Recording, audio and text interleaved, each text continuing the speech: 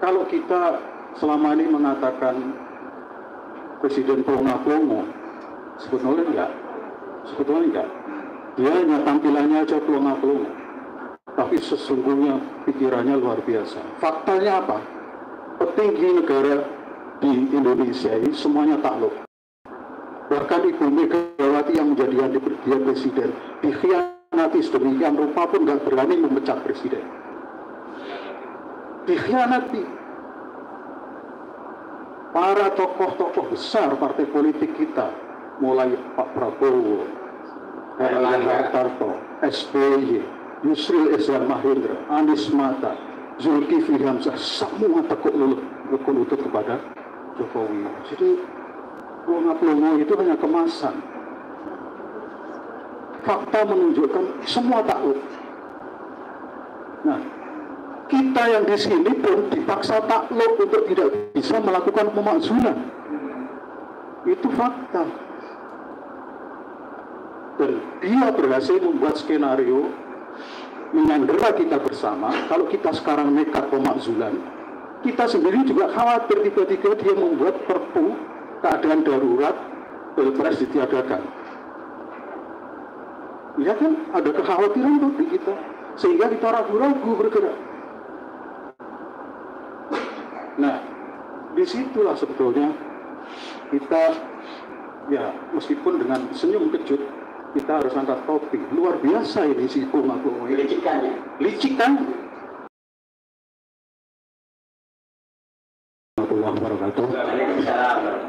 Alhamdulillah, sebuah kesempatan yang berharga bisa bertemu dengan beliau-beliau para pejuang Republik ini yang tidak henti-hentinya menyuarakan tentang pemakzulan, meskipun situasinya tidak kondusif untuk itu. Jadi pada satu sisi menyampaikan pemakzulan memang harus dilakukan, tapi pada sisi lain setelah dikalkulasi juga paham bahwa situasinya tidak memungkinkan untuk dilakukan pemakzulan khususnya secara konstitusional. Nah, tadi muncul referendum, muncul gerakan rakyat, people power dan sebagainya. Itu kan jalan lain ketika situasi negeri ini tidak memungkinkan pemakzulan secara konstitusional. Bapak dan Ibu, setiap ada yang membicarakan tentang pemakzulan, saya teringat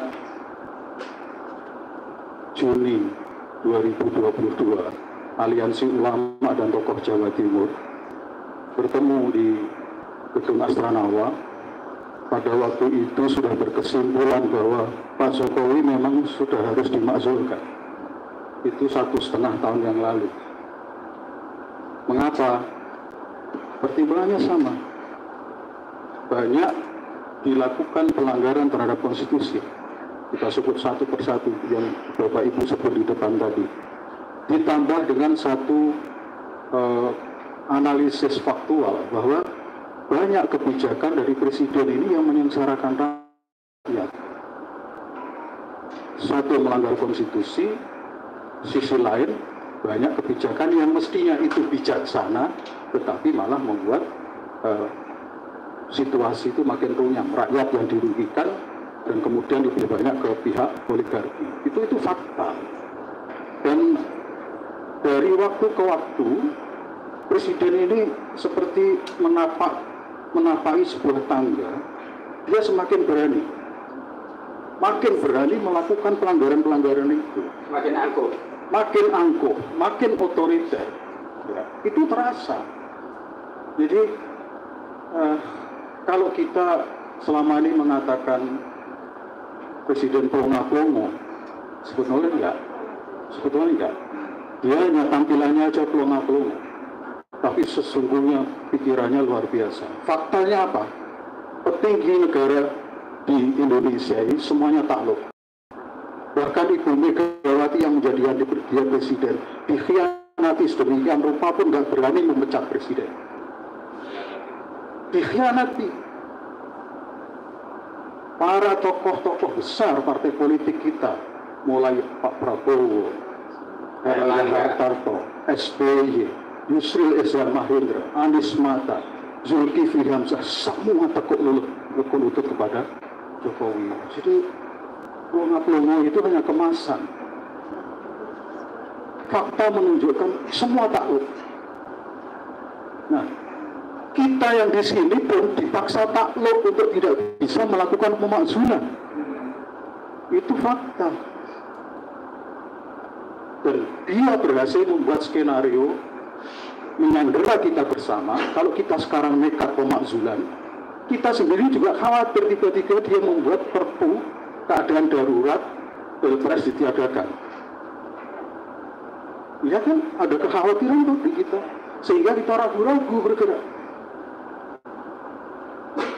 Nah, disitulah sebetulnya kita, ya meskipun dengan senyum kejut, kita harus angkat topi. Luar biasa ini si Pungakung. Licikan. Itu terjadi betul. Siapa di negeri ini yang sekarang berani melawan Jokowi? Ya kita. Tapi hanya sebatas begini. Maaf kalau saya mengatakan sebatas begini. Memang itu yang bisa kita lakukan. Meskipun tetap saya menghargai. Kami menghargai. Kenapa? Kita sejak 1,5 tahun lalu memang menginginkan Presiden Jokowi dimakzulkan. Pertimbangannya sudah jelas. Ditambah ke sini, makin ke sini tambah lagi. Cawe-cawe itu produk baru. Ya, sebelum itu nggak ada cawe-cawe. MKD oblok produk baru. Ya. Setelah ini apa? Pasti ada. Kemarin barusan Jakarta mau dijadikan suatu kawasan dikuasai oleh wakil presiden. Ini apa lagi? Besok akan ada lagi. Sampai dengan berakhirnya masa jabatan presiden Oktober 2024. Kegilaan apa lagi? Kelicikan apa lagi yang akan dilakukan? Maka kalau bicara tentang ayo dimakzulkan, saya siap, ayo majukan. Semakin cepat semakin baik. Kami sudah menyerukannya 1,5 tahun yang lalu. Petisi kemudian ada, silahkan, bagus, berarti mulai sadar kan gitu. Makin kesini makin banyak yang petisi. Tapi satu catatan penting yang kemarin saya sampaikan ke Prof. Daniel. Maaf, kita buat petisi sana, kelompok ini buat petisi lagi, kelompok ini buat petisi lagi. Tindak lanjutnya apa? Dan kelompok-kelompok itu pernahkah bisa bicara di dalam satu meja menyusun rencana pemakzulan yang itu dilakukan bersama-sama? Belum. Saya ikut di kelompok sana, jadi saya tanda tangan petisi mungkin 3 atau 4 saya. Di sini ikut, di sana ikut, di sini ikut. Tetapi outputnya apa? Setelah ini apa? Maka dalam konteks ini memang kita perlu membuat analisis secara lebih dalam. Kita ini dihadapkan pada pilihan yang susah. Dan kembali lagi kita harus mengakui kelicikan dia.